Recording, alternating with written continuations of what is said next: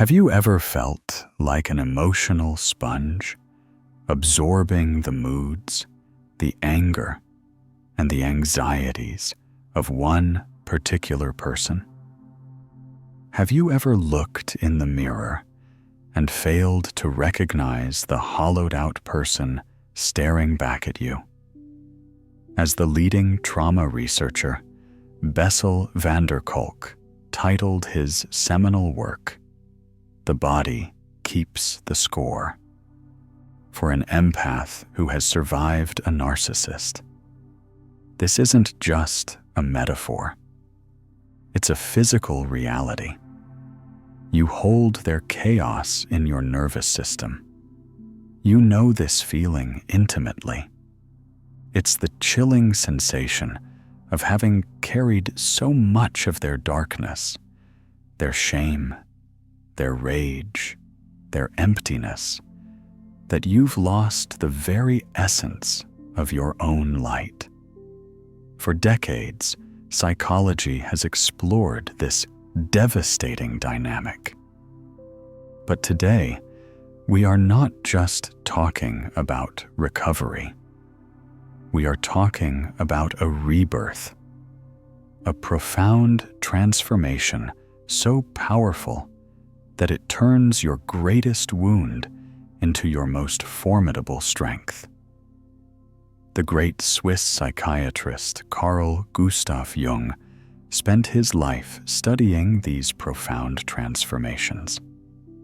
He called the journey individuation, the process of becoming whole. While some analyses remain purely theoretical, this video is your practical roadmap for that journey. We will ground Jung's profound ideas and the work of other experts into 7 actionable stages. This is your guide to turning psychological theory into lived reality. This is how you reclaim your soul. The first step is one of brutal, radical honesty. Carl Jung identified a part of our unconscious mind he called the shadow. It contains all the aspects of ourselves that we repress and deny. A narcissist, by definition, is someone who refuses to confront their own shadow. They cannot admit their insecurity, their shame, or their deceit. So instead, they perform a toxic maneuver Jung called projection. They project their shadow onto you. Because of your empathetic nature, you became the perfect container for it. Their anxiety became your anxiety. Their self-loathing became your self-doubt. You were living in the shadow of their unexamined life. So, how do we perform this psychological audit? First, get a journal and title a page, "Reclaiming My Projections." This is more empowering than "feelings that don't belong to me." Now think back. That constant, gnawing anxiety. Is it yours? Or is it an echo of their perpetual insecurity? That inner critic telling you you're too sensitive, is that your voice or their manipulative label to invalidate your correct emotional response to their abuse? As the renowned shame and vulnerability researcher Brené Brown teaches, shame cannot survive being spoken. You must speak it onto the page. Write it down. For example, the belief that I am fundamentally not enough is a projection of the narcissist's own deep-seated inadequacy.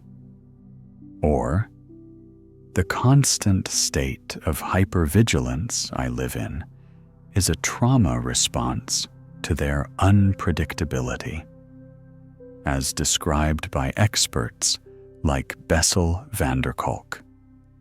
Second, practice mindful observation. When a wave of intense emotion hits you, pause. By creating this pause, what psychiatrist and Holocaust survivor Viktor Frankl described as the space between stimulus and response, you find your power. In that space, ask, what is the origin of this feeling? You'll begin to notice the foreign energetic signature of projected emotions. You stop being the emotion and become the conscious observer of it. This step is painful because it illuminates the depth of the psychological trespass. But in Jungian terms, you cannot integrate your own light until you have clearly distinguished it from someone else's darkness. This is the first act of reclaiming your psychological sovereignty.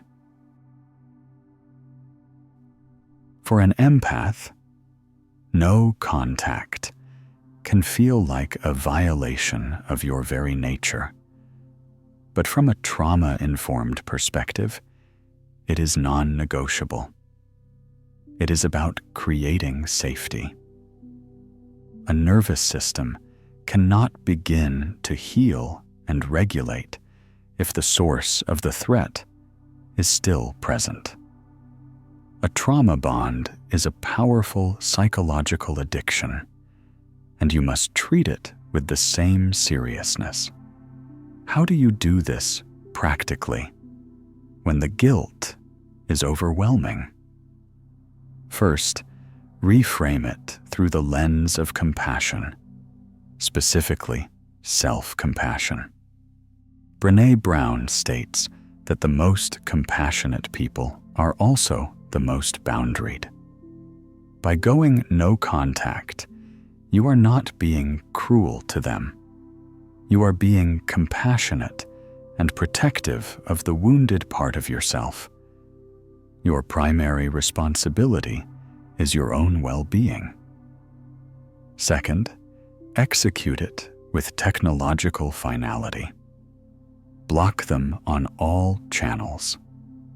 This prevents what psychologists call intermittent reinforcement, the sporadic rewards, like a nice text, that keep a trauma bond alive and powerful. The narcissist will use this to see if they still have access to you. Each time you ignore an attempt, you are actively rewiring the addictive neural pathways in your brain. Third, prepare for the flying monkeys using a technique from therapeutic models like dialectical behavior therapy, DBT, the broken record. Have a simple, firm boundary statement. I am not discussing this with you. When they push, you do not justify or explain. JADE. You simply repeat your boundary calmly. I understand you feel that way, but I am not discussing this. This act is a declaration. It says, my internal peace is no longer available for external negotiation. Every day you maintain it, you are proving to your subconscious that you are a safe guardian for your own soul. After the chaos subsides, you will face the void. This emptiness is terrifying because the role you played for so long has ended. Carl Jung called this role the persona, the social mask we wear to navigate the world. For an empath with a narcissist, this persona becomes a full-time job. You become the perfect partner, the flawless caretaker, the ever-patient saint. It is a mask built for survival. When the narcissist is gone, the mask no longer has a purpose. It shatters, and beneath it, you feel a terrifying emptiness. This is the ego death of the false self. You must let it die. How do you navigate this stage? First, reframe the void as potential. This is not annihilation.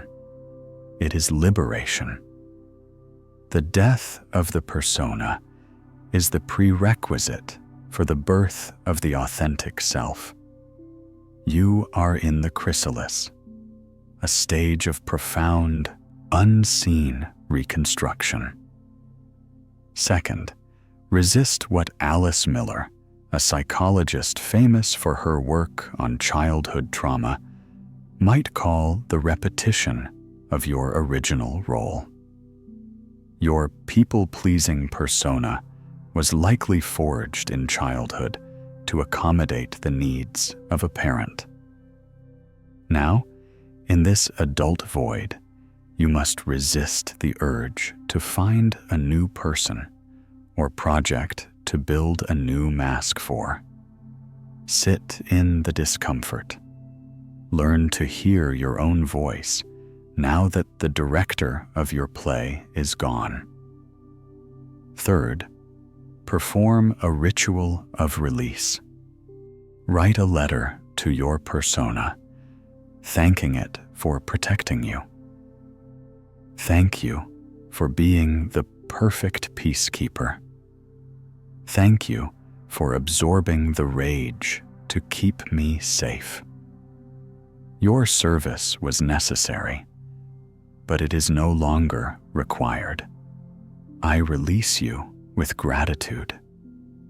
This conscious act separates you from the survival mechanism and allows you to grieve its loss, clearing the way for what is real.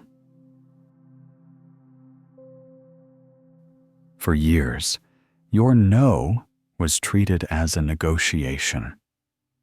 Now, you must learn to build boundaries that are both strong and compassionate. As Brené Brown famously says, clear is kind. Unclear is unkind. Vague, apologetic boundaries are unkind to both you and the other person. So, how do we forge these clear, kind boundaries? First, define your non-negotiables. What are you no longer available for? Frame these as I statements, a cornerstone of assertive communication. I will not participate in conversations where I am being yelled at. I no longer discuss my personal life with people who use it as gossip. Second, practice the delivery. Your new boundary is a simple statement of fact, not an apology. Remove "I'm sorry, but" from your vocabulary. Replace it with empowered phrases. That doesn't work for me. I have a different perspective on that. I'm not available for that. Then hold the silence. This is crucial. Let them have their reaction. According to family systems theory, when one person in a system changes, the system pushes back to restore the old equilibrium. Expect this pushback. It is proof that your change is real and effective. When people say you've changed, they are not wrong. You have. You have changed from being accommodating to being authentic. Your boundaries are not walls to keep the world out. They are the clear, kind markers of where you end and another person begins. They are the physical manifestation of self-respect. For years, your life was a reaction to another person. Now begins the joyful, sacred journey of reconnecting with your authentic self. This is the heart of what Carl Jung called individuation, the process of becoming who you were always meant to be, separate from collective expectations and projected identities. How do you begin this reunion? First, become an archaeologist of your own soul. Make a list of things you loved before the relationship. What music lit you up? What hobbies made you lose track of time? This is not frivolous. You are gathering the lost fragments of your true self. Re-engage with one of them this week as an act of devotion to your own soul. Second, practice self-attunement. Ask yourself every morning, what does my authentic self need today? This practice shifts your focus from external validation to internal guidance. You are rebuilding the sacred line of communication between your conscious mind and what Jung would call the self, the wise, whole center of your being. Third, go on dates with yourself. This solitude is not loneliness.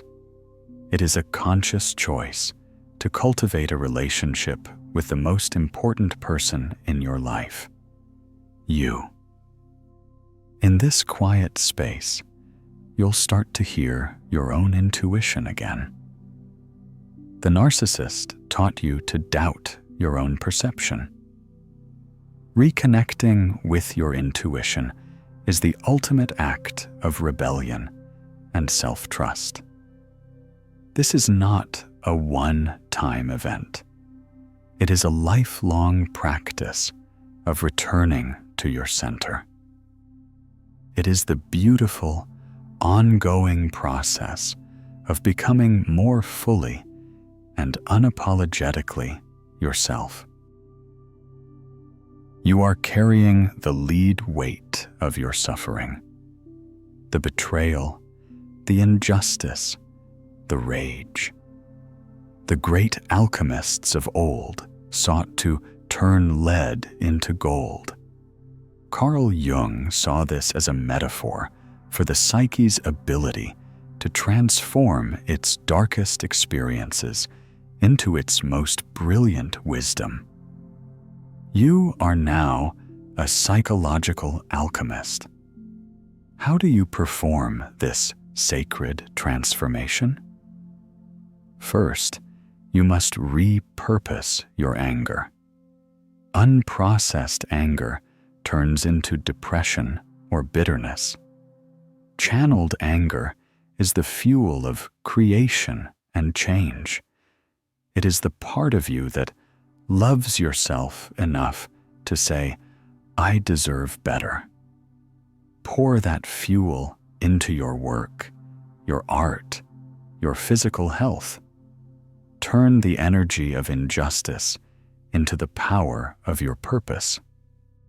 Second, embrace your sensitivity as your superpower. The narcissist framed it as a weakness because it was a threat to their manipulation. Now you understand it is a highly tuned perception system. Trust it implicitly. If something feels off, it is. Your intuition is your reclaimed power. Third, actively search for meaning. As Viktor Frankl taught in his logotherapy, he argued that even in the most profound suffering, we can find meaning, which in turn makes suffering bearable. Ask yourself the great alchemical questions. What has this excruciating experience forged in me? Resilience, courage, compassion. What did this teach me that I could have learned no other way? The nature of manipulation, the value of boundaries, the depth of my own strength. How can I use this wisdom to serve myself and others? When you extract the meaning, the pain no longer defines you. It becomes the raw material for your wisdom. You did not just survive. You initiated yourself into a deeper level of consciousness. In the final stage, you will feel a pull to help others. This is the archetype of the wounded healer, another powerful concept from Jung. Your own wounds give you the unique ability to understand the wounds of others. But this is where you must make a critical distinction. The old you was a life raft, drowning yourself to save others. Your new self is a lighthouse. What is the difference? A lighthouse stands firm on its own rock, rooted in the power of its own healing. It does not sail into the storm. It shines its light, a beacon of guidance for those lost in the dark. The lighthouse is not responsible for the ships. Its only responsibility is to shine. How do you embody the lighthouse? First, you share from your scars, not your open wounds. You offer your wisdom and your story from a place of integration and stability. You are a guide, not a fellow victim in the throes of crisis. Second, you practice compassionate detachment. You can hold space for another's pain with profound empathy because you've been there. But you no longer absorb it. Thanks to your alchemical work in Step 6, you now have what Jung might call psychological antibodies. You can be near the sickness of dysfunction without catching it. Third, your very being becomes the lesson. You embody the final stage of Jung's individuation, the emergence of the integrated self. Your peace, your boundaries, your authentic joy become living proof that transformation is possible.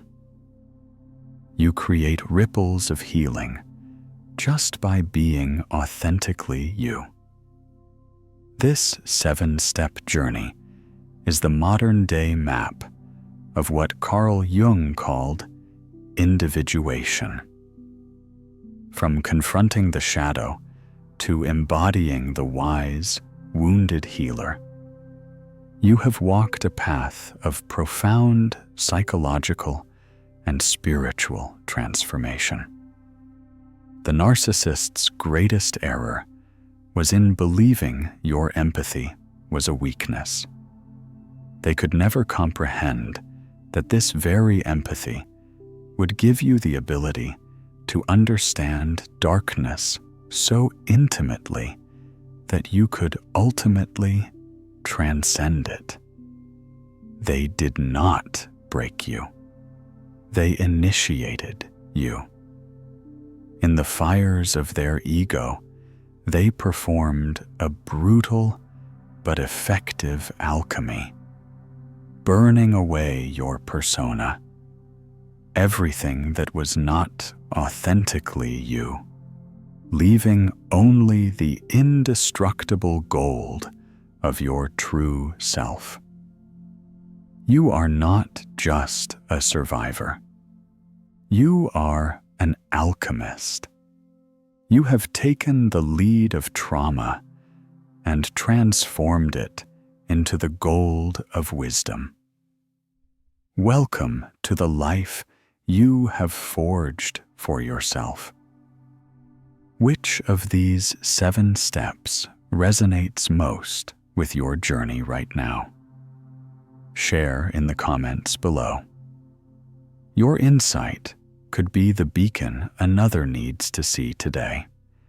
If this video has illuminated your path, please give it a like and subscribe for more content that honors the depth of your journey. Thank you for walking this path with me. Shine on.